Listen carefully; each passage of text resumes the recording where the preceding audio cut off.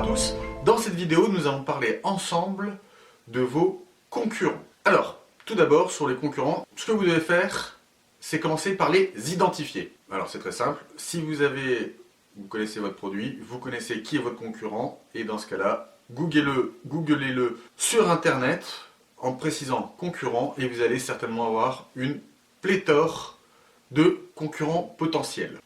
Deuxième point, ce serait intéressant d'identifier quel est leur type de positionnement. Est-ce qu'ils ont un positionnement orienté sur le prix, à la hausse ou à la baisse? Est-ce que c'est un positionnement qui est orienté sur la qualité technique du produit, innovation, peu innovation, inversement, de très bonnes factures ou de factures plutôt médiocres? Ou est-ce que c'est en rapport avec le service client? Il peut être intéressant également d'avoir des notions sur les parts de marché. Alors c'est toujours des notions qui sont un peu difficiles à avoir, surtout quand on arrive.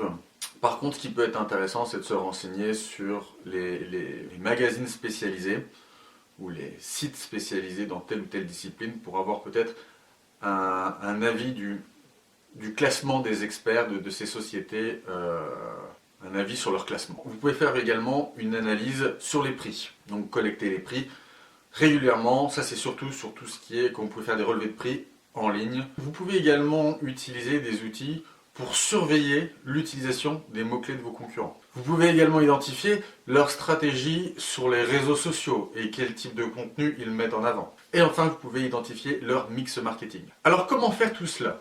Alors, il y a une approche qui peut être intéressante, c'est celle de l'automation à travers Zapier.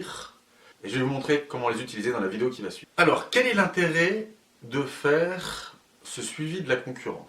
Tout d'abord, c'est parce qu'il a peut-être développé des bonnes pratiques que vous n'avez pas encore. Ça peut être intéressant aussi lorsque vous ne savez pas vous positionner sur vos prix. Le pricing est toujours un sujet très très délicat, surtout quand on a tendance à se lancer. Donc c'est pour ça que l'option de suivre ce que fait la concurrence et décider de se mettre un taquet au-dessus, un taquet en dessous ou en haut ou au cordeau peut être une bonne approche. Pour le reste, j'ai envie de vous dire, ne vous occupez pas, surtout si vous venez de vous lancer.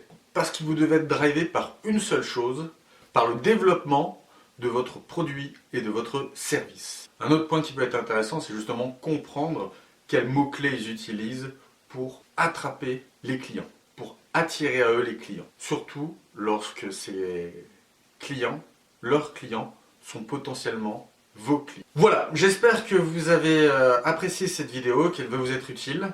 Encore une fois, ne vous mettez pas trop de pression sur la concurrence, surtout lorsque vous êtes en phase de lancement. Mais concentrez-vous sur vos produits, sur votre produit ou votre service et sur vos clients. Allez, à très bientôt!